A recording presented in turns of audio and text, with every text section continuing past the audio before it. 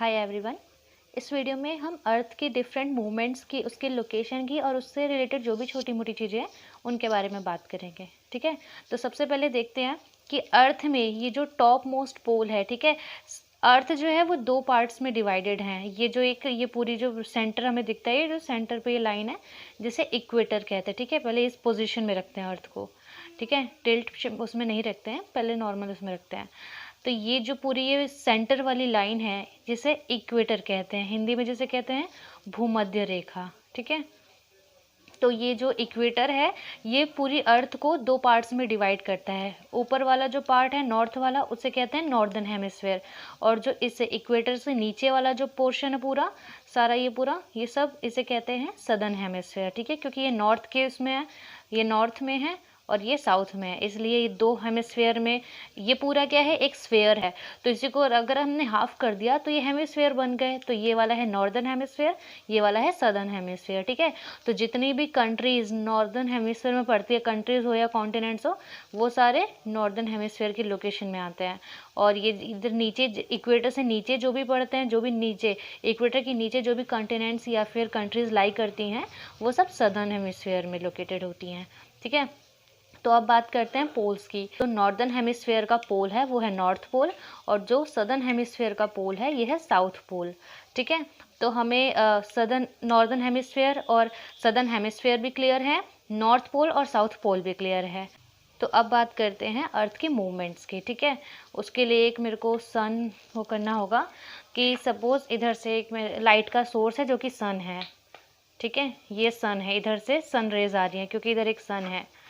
तो अब ये पोजीशन है अर्थ की। ठीक है, ये रिवॉल्व कर मतलब पूरा, हाँ, ये रिवॉल्व कर रही है रोटेशन के साथ साथ। तो अर्थ के जिस पोर्शन पे सनलाइट पड़ रही है उस पोर्शन पे दिन होगा, और जिस पोर्शन पे सनलाइट नहीं पड़ रही है, अंधेरा है, वहाँ रात होगी। और हमें पता है कि इस तरीके से ये पूरा एक स्पिन होता है अर्थ का। ठीक है, हमें पता है 24 घंटे में एक स्पिन कंप्लीट होता है। तो ये इस तरीके से एक स्पिन होता है जो कि 24 घंटे में कंप्लीट होता है। तो यानी, और इस स्पिन को रोटेशन कहते हैं। रोटेशन की वजह से डे एंड नाइट होती है। तो ये समझ लो एक इसने राउंड कंप्लीट करा, अभी ऐसे समझ लो। ठीक है, ये जो पिंक वाला पोर्शन है, ठीक है, चाइना वाला है। ये जो पिंक वाला पोर्शन है चाइना वाला है, यहाँ से हम आइडिया लेते हैं। ठीक है, तो ये पोर्शन है। अभी इसके इधर वाला जितना भी पोर्शन है ये सब सनलाइट के सामने यानी सन के सामने पड़ रहा है। तो इस पोर्शन में क्या है, दिन है। 24 घंटे कब होंगे, जब ये पूरा घूम के इधर आ जाएगा। तो भी ये एक रोटेशन हो जाएगा ना। तो ये रोटेट हो रही है अर्थ, रोटेट, ये स्पिन पूरा एक कंप्लीट हो रहा है इसका यहाँ। ठीक है, पूरा एक स्पिन इसका कंप्लीट हो गया। कब, जब यहाँ से पूरा यहाँ पूरी वापस आ जाएगी वो चाइना, ये रहा, यानी कि ये एक स्पिन कंप्लीट हो गया। यानी ये रोटेशन है, रोटेशन पूरा 24 घंटे में होता है। तो जब चाइना यहाँ है तो इस वाले पोर्शन पे डे है और इधर वाले पूरे पोर्शन पे नाइट है, क्योंकि यहाँ अंधेरा है, सनलाइट यहाँ पड़ रही है। तो जहाँ सनलाइट है वहाँ पे डे है। और फिर ये पूरा ये हाफ इधर इसने हाफ रोटेट करा खुद को, यानी हाफ स्पिन कंप्लीट हुआ।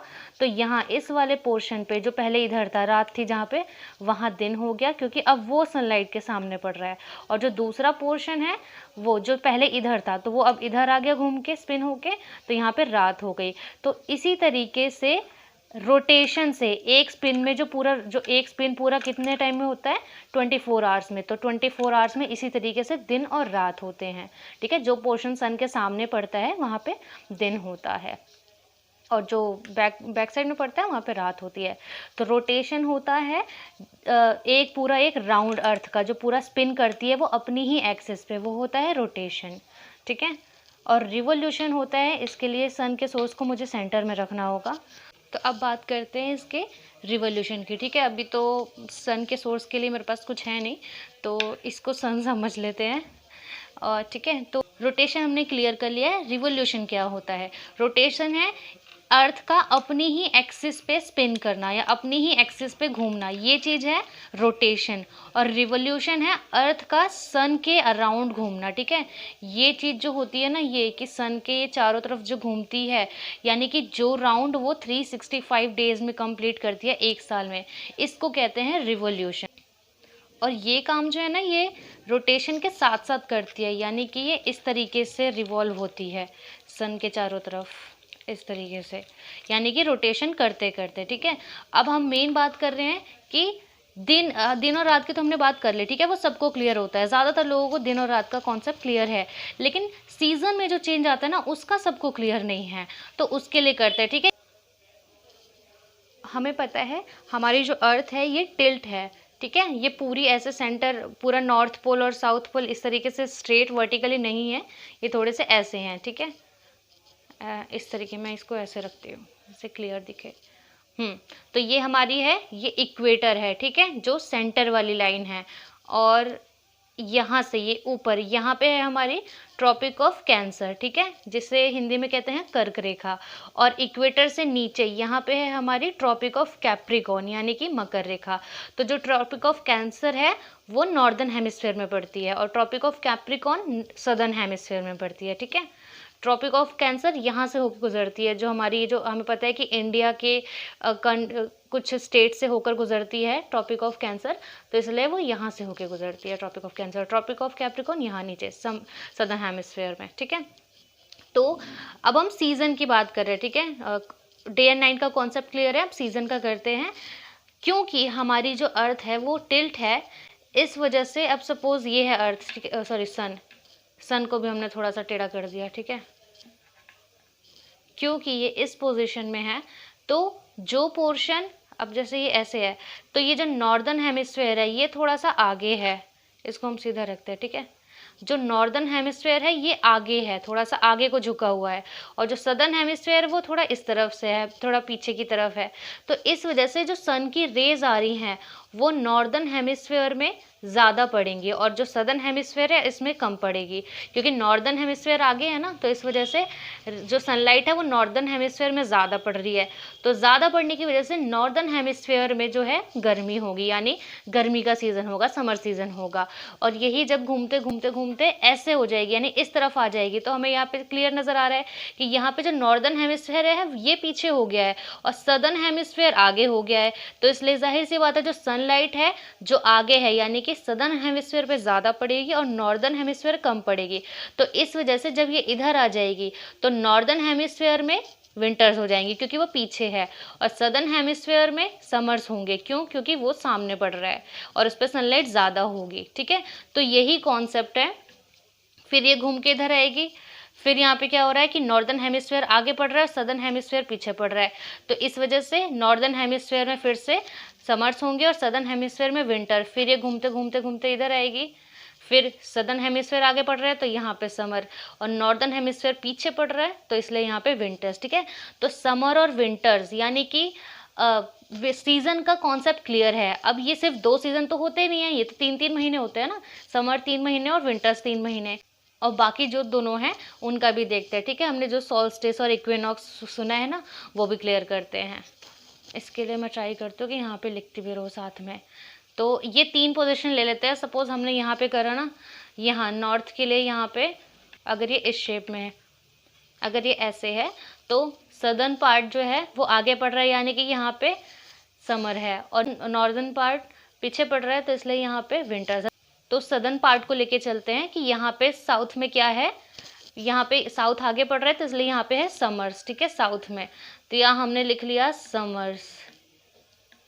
ठीक है, तो यहाँ से जब अर्थ यहाँ पे जा रही है, ठीक है, ये चीज़ ध्यान रखना कि समर इस पोजीशन पर जब है ये, तो यहाँ पे ये पास होगी अर्थ, सन जो और अर्थ के बीच का डिस्टेंस यहाँ पे उतना नहीं होगा जितना यहाँ पे होगा। ठीक है, तो इसलिए जो ये सॉल्स्टिस होते हैं इसमें अर्थ और सन के बीच का डिफरेंस कम होता है, लेकिन जब इक्विनॉक्स आता है, यानी कि ये जो बाकी दोनों सीजन के लिए अर्थ यहाँ होती है, यहाँ पे इन दोनों का डिस्टेंस, इन दोनों के बीच में जो डिस्टेंस होता है वो बहुत ज़्यादा होता है। और इक्विनॉक्स ये होती है इक्विनॉक्स वाली सिचुएशन। ठीक है, EQUINOX। ठीक है, इक्विनॉक्स वाली सिचुएशन, इसमें क्या होता है, डे और नाइट दोनों इक्वल होते हैं।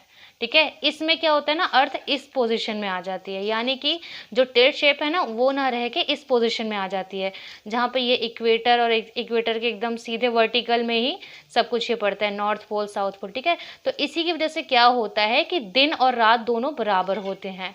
कब? जब इक्विनॉक्स होता है। तो यहाँ पे कौन से मंथ का इक्विनॉक्स आता है? वर्नल इक्विनॉक्स आता है, जो कि 20 मार्च को होता है। ठीक है, जब यहाँ पे होती है अर्थ 20 मार्च को। ठीक है, वर्नल इक्विनॉक्स। अब वही है, अर्थ जब फिर इधर आएगी तो यहाँ पे क्या होगा, फिर ये टिल्ट शेप में है। और यहाँ पे क्या हो रहा है, यहाँ पे हमने देखा था कि सदर्न पोर्शन आगे था, इसलिए यहाँ पे समर था। ठीक है, अब यहीं पे ये इक्विनॉक्स को क्रॉस करते करते ये यहाँ आया। ठीक है, अब यहाँ पे क्या हुआ है, जो सदर्न पोर्शन है ये पीछे हो गया है और नॉर्दर्न पोर्शन आगे हो गया है।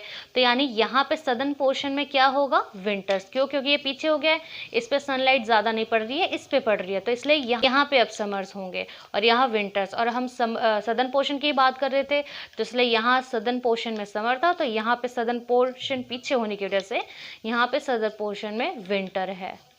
ठीक है, फिर यहाँ, और इसी को सॉल्स्टिस कहते हैं, SOLSTICE। ठीक है, ये विंटर सॉल्स्टिस है जब विंटर होता है। ठीक है, और ये समर सॉल्स्टिस जब ये वाला पोर्शन, और सॉल्स्टिस मतलब उस हेमिस्फेयर में, जैसे यहाँ पे कौन से इस हेमिस्फेयर में विंटर है, ये सदर्न। ठीक है, तो यहाँ पे कौन सा है, सदर्न हेमिस्फेयर में सॉल्स्टिस है। ठीक है, ये विंटर सॉल्स्टिस है क्योंकि यहाँ पे विंटर है।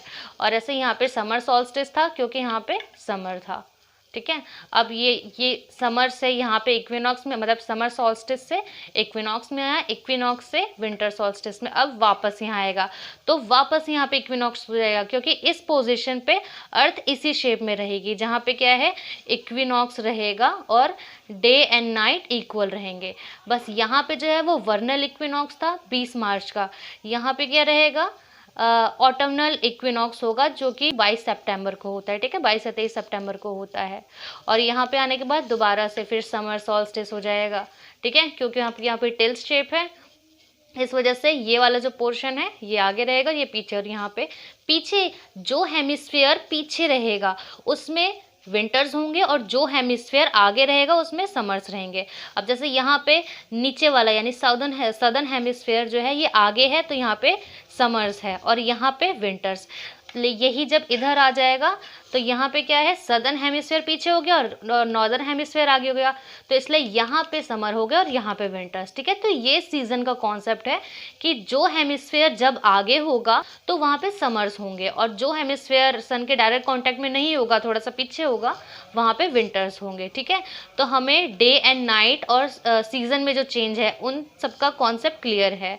ठीक है, तो इसलिए यहाँ पे क्या होता है, इक्विनॉक्स में सन रेज जो हैं वो इक्वेटर पे, ट्रॉपिक ऑफ कैंसर पे और ट्रॉपिक ऑफ कैप्रिकॉन सब पर इक्वल पड़ती हैं। लेकिन जब इधर रहता है तो यहाँ हम देख रहे हैं कि यहाँ पे इक्वल नहीं रहता, यहाँ पे क्योंकि ये टिल्ट शेप में है तो इसलिए सब पे इक्वल नहीं पड़ती है। ठीक है, इस पे यानी ट्रॉपिक ऑफ कैंसर में आगे पड़ेगी, क्योंकि नॉर्दर्न हेमिस्फीयर यहाँ पे आगे है, तो नॉर्दर्न हेमिस्फीयर में ट्रॉपिक ऑफ कैंसर है, तो इसलिए सन रेज जो है उस पर ज़्यादा पड़ रही है। यानी कि जब विंटर सोल्स्टिस होता है तो ट्रॉपिक ऑफ कैंसर पे या इस पे मतलब कहेंगे हम कि इस पे ज़्यादा पड़ती है सन रेज।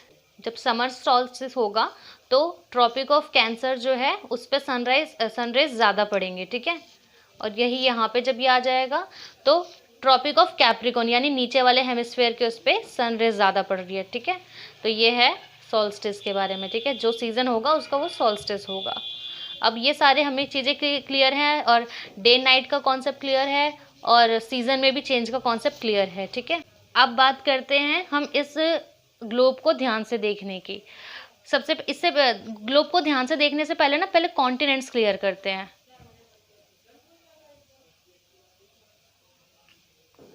अब हम इसमें ध्यान देंगे कि जो हमने कॉन्टिनेंट्स देखे हैं उसके अकॉर्डिंग कि कौन से कॉन्टिनेंट में कौन कौन सी कंट्रीज पड़ रही हैं। ठीक है, ये वाला पोर्शन अगर आपने ध्यान से देखा उसे, तो ये वाला जो पोर्शन है ये एशिया का है। ठीक है, एशिया पे हमें सबसे ज़्यादा फोकस करना है क्योंकि हम खुद एशिया में लाई करते हैं। ये पूरा एशिया है और एशिया में ही साउथ पोर्शन में, साउथ के एशिया में हम यहाँ पे हैं, इंडिया में। ठीक है, तो इसलिए ये पूरा एशिया है, तो इंडिया के आसपास की सब कंट्री जो हम करते हैं ना, जितने भी इंडिया के पड़ोसी देश हैं वो सब एशिया में ही पड़ते हैं, ठीक है। कौन कौन से हैं भारत के पड़ोसी देश? पाकिस्तान, अफगानिस्तान, नेपाल, चाइना, बांग्लादेश, म्यांमार, श्रीलंका, मालदीव्स, ठीक है। भूटान इसमें नज़र नहीं आ रहा है क्लियरली, ठीक है। तो सारे जो भी पड़ोसी देश हैं भारत के वो हमें याद रखने हैं, और कोशिश करना कि जितने भी कॉन्टिनेंट्स हैं सबकी 2-2 कंट्रीज़ आपको याद रहें। अब अगर हमें सारे पड़ोसी देश याद रहेंगे तो एशिया के जितने भी, एशिया की तो काफ़ी सारी कंट्रीज़ इसी बहाने हमें याद हो जाएंगी, ठीक है। एशिया है इधर, उसके बाद यहाँ पे जो जो आपको क्लियर दिख रहे हैं, ऑस्ट्रेलिया यहाँ पे सेकेंड कॉन्टिनेंट एकदम क्लियर है, ठीक है। और यहाँ पे साउथ पोल वाला अंटार्कटिका, 3 कॉन्टिनेंट्स इसमें क्लियर हो गए, ओके। और यहाँ पे अफ्रीका, अफ्रीका क्लियर हो गए, 4 कॉन्टिनेंट क्लियर हो गए। साउथ अमेरिका 5वां कॉन्टिनेंट, नॉर्थ अमेरिका, ठीक है, ये 6ठा कॉन्टिनेंट, और 7वां कॉन्टिनेंट हमारा यूरोप, ठीक है। अब ये नॉर्थ पोल में का रीजन ग्रीनलैंड, ठीक है। हमने साउथ पोल का रीजन देखा था अंटार्कटिका, और नॉर्थ पोल का रीजन ग्रीनलैंड, ठीक है, जहाँ पे रहना जो पूरा मतलब बहुत ही ज़्यादा कूल रहता है, ठीक है, वहाँ पे। क्योंकि ये जब पोल पे है तो जाहिर सी बात है यहाँ पे सनलाइट इतने अच्छे से नहीं पड़ेंगी, इस वजह से यहाँ पे ठंड रहती है और बर्फ़ रहती है पूरी, ठीक है। तो ये सारे बेसिक कॉन्सेप्ट्स हमें क्लियर हैं। ये मैंने एक वाइट बॉल पे 7 कॉन्टिनेंट्स को ड्रॉ करके आपको समझाने की कोशिश करी है, क्योंकि मैंने काफ़ी ढूंढा लेकिन मुझे ऐसा ग्लोब नहीं मिला जिस पे सिर्फ कॉन्टिनेंट्स हो। तो जो मिला वो तो मैंने ले लिया, लेकिन फिर भी मैं एक ये वाइट बॉल पे आपको ड्रॉ करके क्लियर कर देती हूँ, जिससे सिर्फ 7 कॉन्टिनेंट्स अलग से आपके माइंड में रहे, ठीक है। सबसे पहले तो ये इसको सपोज़ करो ये हमारी अर्थ है, तो अर्थ में ये जो टॉप पोर्शन है, ठीक है, सेंटर में टॉप पोर्शन वो है नॉर्थ पोल, और यही जो नीचे है वो पोर्शन, उसके जस्ट नीचे जो पोर्शन है वो है साउथ पोल, ठीक है। तो नॉर्थ पोल पे क्या है, ये ग्रीनलैंड वगैरह, ठीक है। जो पोल्स पे हमें क्लियर है कि वहाँ पे सिर्फ बर्फ़ होगी, वो मैं अभी वीडियो में स्टार्टिंग में बता चुकी हूँ क्यों होगा ऐसे, ठीक है। तो नॉर्थ पोल और जो साउथ पोल है यानी अंटार्कटिका और ग्रीनलैंड वाला जो पोर्शन है वहाँ पे बर्फ़ होगी, ठीक है। अब हमें, लेकिन इसमें हमें मेन करना है क्या, 7 कॉन्टिनेंट्स। तो 7 कॉन्टिनेंट में से सबसे पहले है ये यूरोप, जो कि यहाँ पे है, नॉर्थ पोल से थोड़ा सा नीचे है, ठीक है। यूरोप है पहला कॉन्टिनेंट हमारा। जो कॉन्टिनेंट हम करते जाएंगे ना उसे यहाँ पे मैं मेंशन कर दे रही हूँ, जिससे क्लियर भी रहे कि हाँ कौन कौन से हो गया है। तो फर्स्ट है यूरोप, ठीक है, ओके। तो हम जूम करते हैं अपने यूरोप पे, तो पहला है यूरोप। उसके बाद यहाँ पे यूरोप से थोड़ा सा नीचे है अफ्रीका, तो सेकेंड हो गया अफ्रीका, ठीक है। इस पे जूम मैं एंड में कर दूंगी, अभी तो बस ये क्लियर करते चलना है कि हमने सारे कॉन्टिनेंट्स कवर कर लिया है। सेकंड हो गया अफ्रीका, ठीक है। हम लेफ़्ट में जा रहे हैं तो लेफ़्ट से ही सारा कंटिन्यू करेंगे। उसके बाद आएंगे हम साउथ अमेरिका, ठीक है। थर्ड हो गया हमारा साउथ अमेरिका, ठीक है। साउथ अमेरिका के थोड़ा सा ही ऊपर ये रहा साउथ अमेरिका, तो यहाँ पे इसके ऊपर ये है नॉर्थ अमेरिका, ठीक है। तो फोर्थ हो गया हमारा नॉर्थ अमेरिका, ये शॉर्ट में लिख दिया है मैंने। उसके बाद और इधर चलेंगे, या इधर से मैं शॉर्टकट ले लेती हूँ, ठीक है। यूरोप यहाँ पे था, ये यूरोप। उसके बाद ये एशिया, यूरोप के नीचे है एशिया, ठीक है। तो फिफ्थ हो गया हमारा एशिया। एशिया के बाद यहाँ एशिया के नीचे थोड़ा सा राइट में और थोड़ा सा नीचे है ऑस्ट्रेलिया, ठीक है। ऑस्ट्रेलिया काफ़ी छोटा सा कॉन्टिनेंट है, तो सिक्स्थ हो गया हमारा ऑस्ट्रेलिया, ठीक है। अब 7वां जो कॉन्टिनेंट है ना वो सबसे नीचे है, ये जो ग्रीन वाला पोर्शन है ना ये है अंटार्कटिका, ठीक है। 7वां वाला जो हमारा कॉन्टिनेंट है, अब मैं इस पर पूरा आपको जूम करके दिखा दे रही हूँ। तो 7वां कॉन्टिनेंट हमारा अंटार्कटिका, ठीक है। तो ये टोटल हमारे ये 7 कॉन्टिनेंट्स हो गए। एक बार मैं दोबारा इस पर दिखा देती हूँ पूरे सारे कॉन्टिनेंट्स, ठीक है। सबसे पहले है यूरोप, यूरोप के नीचे है एशिया, राइट साइड में थोड़ा सा उससे नीचे, और एशिया से नीचे है ऑस्ट्रेलिया। फिर और राइट साइड में जाएंगे तो नॉर्थ अमेरिका, नॉर्थ अमेरिका से नीचे है साउथ अमेरिका, और साउथ अमेरिका के फिर राइट में जाएंगे तो वो है अफ्रीका, ठीक है। अफ्रीका के ऊपर दोबारा से यूरोप आ जाएगा जिससे हमने शुरू करा था, यूरोप। उसके नीचे है एशिया, फिर ऑस्ट्रेलिया, 3 हो गए, और फोर्थ है नॉर्थ अमेरिका, फिर फिफ्थ है साउथ अमेरिका, सिक्स्थ है अफ्रीका, और 7th हमारा नीचे अंटार्कटिका। ठीक है, ये लास्ट वाला पोर्शन अंटार्कटिका। तो ये सारे 7 कॉन्टिनेंट्स क्लियर हैं ये, और ये पोल है ग्रीनलैंड वाला पोर्शन, और जो नॉर्थ पोल पे हमारा जो कि एक कॉन्टिनेंट है अंटार्कटिका। ठीक है, तो इसमें हमें ये सारे 7 कॉन्टिनेंट्स क्लियर रखने हैं। तो ये हमारे 7 कॉन्टिनेंट्स क्लियर हैं: Europe, Africa, south America, north America, Asia, Australia and Antarctica.